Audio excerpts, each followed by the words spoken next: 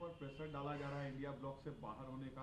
अरविंद केजरीवाल को गिरफ्तारी को लेकर भी आम आदमी पार्टी कह रही है कि दबाव है हम लोग पे। आम आदमी पार्टी अगर दबाव की बात कह रही है तो ये राजनीति में बिल्कुल बेईमानी है। सम्मान के आधार पर अरविंद केजरीवाल जी की पेशी होनी है और महत्वपूर्ण विषय यह है कि आप यह पहले स्पष्ट कर देते कि चाहे दिल्ली हो चाहे पंजाब हो, हमारा इंडिया गठबंधन के घटक दल से हमारा सीट एडजस्टमेंट हो गया है, तब तो बात समझ में आती। सीट एडजस्टमेंट हुआ नहीं, सम्मान पर जाएंगे नहीं और राजनीति में सहानुभूति लेने के लिए आप ऐसे तर्क का इस्तेमाल कर रहे हैं जो बिल्कुल बेईमानी है। प्रधानमंत्री ने भी कल राहुल गांधी पर अटैक किया। उन्होंने कहा कि राहुल गांधी बनारस के युवाओं को नशेड़ी और शराबी बताते हैं, ये काशी के युवा हैं। अब आदरणीय प्रधानमंत्री नरेंद्र मोदी जी ने जिस संदर्भ की चर्चा की वो नहीं जानता, लेकिन काशी विश्वनाथ की धरती है, वह भैरव कोतवाल की धरती है, बनारस अध्यात्म की भूमि है। तो ऐसे लोग, ऐसे धरती को कोई नशेड़ी वहाँ के युवाओं को कहे तो ये बिल्कुल ही आपत्तिजनक है। अब संदर्भ क्या है वो मैं नहीं जानता। इसके जवाब में राहुल गांधी ने भी कहा है कि प्रधानमंत्री जो है वो यूपी में सिपाही भर्ती की परीक्षा के घोटाले के बारे में क्यों नहीं बोलते हैं। वो यूपी के युवाओं को कहीं ना कहीं बरगला रहे हैं।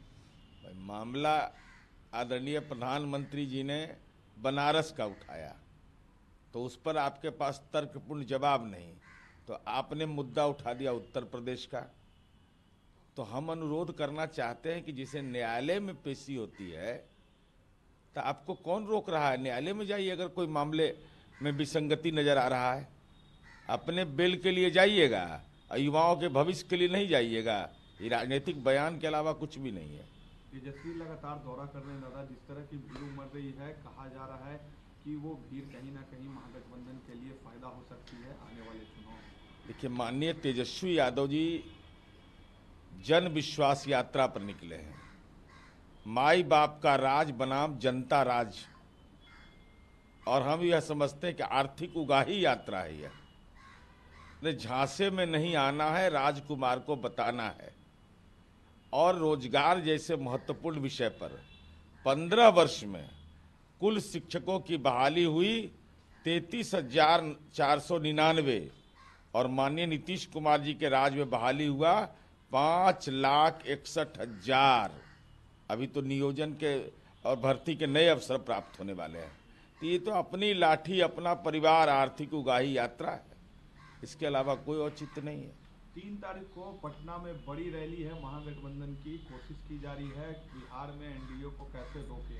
उसमें राहुल गांधी भी शामिल होंगे, तेजस्वी भी शामिल होंगे। किस तरीके से देख रहे हैं?